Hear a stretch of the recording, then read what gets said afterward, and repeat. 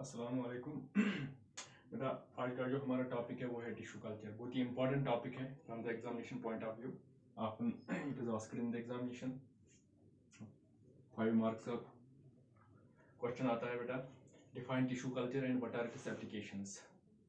बेटा tissue culture is the cultivation of cells, tissues और organs. Cultivation और culturing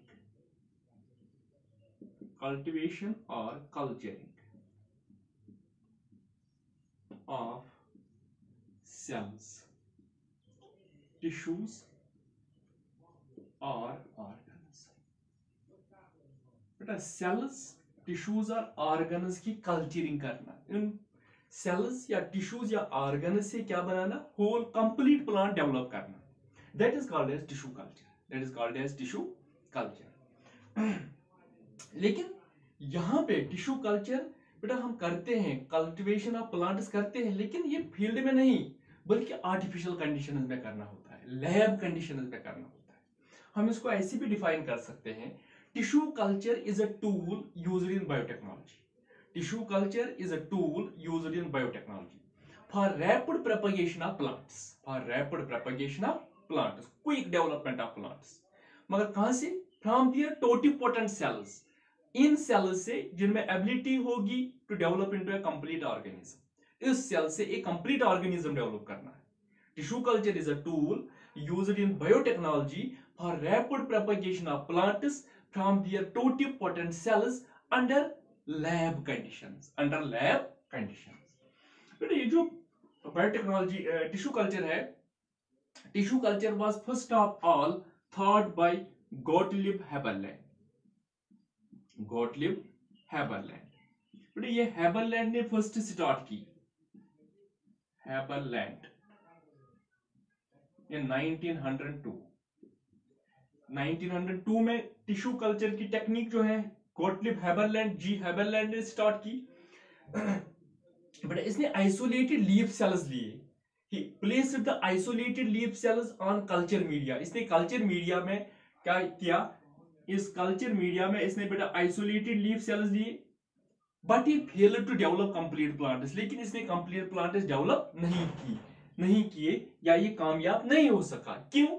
due to the lack of nutrients. बेटा जो इसने मटेरियल मीडियम बनाया था, इसमें न्यूट्रेंट्स की कमी होगी एंड ऑस्पेसिस, और इसने स्टरलाइजेशन कंप्लीट नहीं की।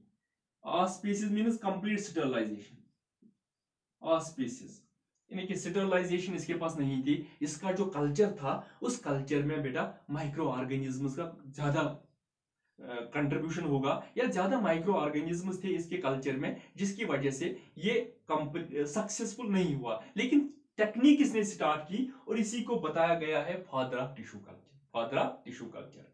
बेटा इसके बाद बहुत सारे वर्कर्स आए, कोटी या रॉबिन्स आए, तो दे were also डॉग्ड bye failures.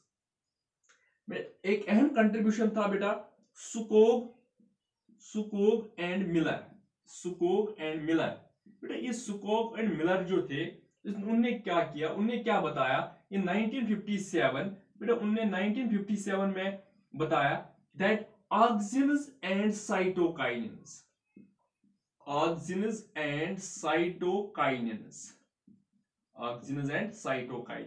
Play an important role for the growth of the tissues. ये जो टिश्यू जिसको हम एक कल्चर मीडिया में डालते हैं, इसमें ऑक्सिन और साइटोकाइनिन का होना बहुत जरूरी है। ऑक्सिन किसके लिए? Root growth, and cytokinin shoot growth के लिए। बेटा इसके बाद आपको पता हुई होगी Steward in 1957, Steward et al, इसके साथ बहुत सारे थे, et al first succeeded in developing complete plants from the explants. बेटा इसने जो प्लांट के पीसेस लिए थे उनसे उसने कंप्लीट प्लांट्स डेवलप किए। फर्स्ट सक्सेसफुल हुआ कौन? City word. और इसके बाद बेटा इसमें बहुत सारे इंप्रूवमेंट भी हुई। कॉकिंग आए इन 1960। बेटा इसने क्या किया? कॉकिंग इन 1960 इसने बेटा बताया, कॉकिंग ने he developed protoplasts protoplasts. He succeeded in developing protoplast. बेटा प्रोटोप्लास्ट क्या है? As plant cell lacking cell wall, एक प्लांट सेल जिसमें सेल वॉल नहीं होता है, that is called as protoplast. इसने सेल लिया बेटा, इस सेल का जो सेल वॉल था इसको डिसॉल्व किया. ये सेल है अब without cell wall, cell wall के बगैर, नो सेल वॉल. जब एक प्लांट सेल में सेल वॉल नहीं होता है, that is called as protoplast. इसने प्रोटोप्लास्ट डेवलप की. फिर बेटा कैरोलसन आया, कैरोलसन इट ऑल इन 1972. बेटा इसने क्या किया? इसने टेक्निक डेवलप की प्रोटोप्लास्ट फ्यूजन की.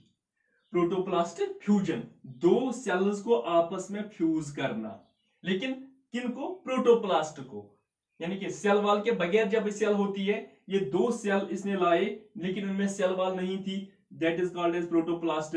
इन दो प्रोटोप्लास्ट को इसने फ्यूज किया. लेकिन कामयाब कौन हुए?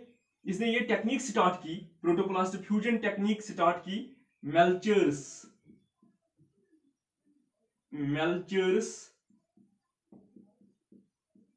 It all in 1978. बेटा मेल्चर्स इट ऑल थे इन 1978. इसने पोटैटो एंड टोमेटो के प्रोटोप्लास्ट्स फ्यूज किए. और इसने एक नया, बेटा इसने क्या किया? इसने पोटैटो की सेल लाई लेकिन उसका सेल वॉल नहीं था, दैट इज प्रोटोप्लास्ट लाया. किसका? पोटैटो का. और किसका लाया? प्रोटोप्लास्ट टोमेटो का. इनको फ्यूज किया. और जब इनको फ्यूज किया, इसके बाद इससे एक टिश्यू डेवलप हुआ. बेटा मास ऑफ सेल्स कैलस बन गया. फिर इससे प्लांट बन गया. और ये प्लांट जब डेवलप हुआ तो इस प्लांट को नाम दिया गया था पोमेटो, जिसमें नीचे क्या होते थे? पोटैटो होते थे और ऊपर टोमेटो होते थे. दोनों प्लांट इसने डेवलप किए. उनके प्रोटोप्लास्ट फ्यूजन, टिश्यू कल्चर में इसने प्रोटोप्लास्ट फ्यूजन किया पोटैटो और टोमेटो का, that is called as pomato. अब टिश्यू कल्चर, अब बेटा सिंपल टर्म में हम इसको डिफाइन कर सकते हैं. It is the technique of producing millions of plants. Technique of producing of millions, thousands and millions of plants from a single explant. Explant किसको कहते हैं? The plant part which is used in tissue culture is called as explant. अब बेटा इसमें हमें इसके बाद पता होनी चाहिए लैब रिक्वायरमेंट्स. लैब रिक्वायरमेंट्स बेटा हमें लैब में क्या चाहिए? टिश्यू कल्चर लैब जो है इसमें क्या होना चाहिए? Tissue culture lab should contain a media room. इसमें एक रूम होना चाहिए जिसमें हमें सारी फैसिलिटीज अवेलेबल होनी चाहिए. इस मीडिया रूम में कंट्रोल टेम्परेचर होना चाहिए. हम अपनी मर्जी से वहां पे टेम्परेचर रख सकते हैं, ऐसी फैसिलिटी होनी चाहिए. बेटा इस रूम में वर्किंग बेंचेस होनी चाहिए जिसपे हम बैठ सकते हैं, टेबल होने चाहिए. और बेटा इसमें और क्या होना चाहिए? इसमें जो बहुत सारे इक्विपमेंट है जो आपने देखे होंगे लैब में, फोर्सेप्स की जरूरत पड़ती है वहां पे. बेटा वहां पे बीकर की जरूरत होती है, वहां पे सुप्रीट लंप की जरूरत होती है. वहां पे बेटा जो बहुत सारे इक्विपमेंट्स आप देख रहे हैं वहां पे वो फ्लास्क की जरूरत होती है. ऐसे ही बेटा हमें वहां पे थर्मोमीटर की जरूरत होती है. वहां पे बेटा रिक्वायरमेंट हमारी और बहुत सारी रिक्वायरमेंट है. रेफ्रिजरेटर होना चाहिए. वहां पे इल्यूमिनेशन लाइट अवेलेबल होनी चाहिए. वहां पे बेटा जो media gloves, first aid kit होना चाहिए, ग्लव्स होने चाहिए, मास्क होनी चाहिए, सैनिटाइजर होने चाहिए. तो जो आपको पता ही है जिसकी हमें जरूरत पड़ती है लैब में. ऐसे ही बेटा हमें वेइंग बैलेंस होनी चाहिए, वे करना, क्योंकि हमें कोई साल्ट डालना है 2 ग्राम्स, तो हम कैसे डाल सकते हैं? इसके लिए वेइंग बैलेंस होनी चाहिए. बेटा ये बोरोसिलिकेट के होने चाहिए. टेस्ट ट्यूब्स वगैरह बीकर जो भी है हाई क्वालिटी के होने चाहिए, अच्छे क्वालिटी के. Usually borosilicate is best. और बेटा इसमें हमें वो जो मीडिया रूम जो है वो एयर कंडीशनर भी होना चाहिए. इसमें एयर की अवेलेबिलिटी अच्छी तरह से हो. और बेटा इसमें हमें ऑटोक्लेव होना चाहिए, स्टरलाइजेशन अगर करनी होगी, या इसमें बेटा माइक्रोस्कोप की जरूरत पड़ती है। These were some of the items which we require in the lab। ये लैब में हमें इनकी जरूरत पड़ती है। थैंक्स।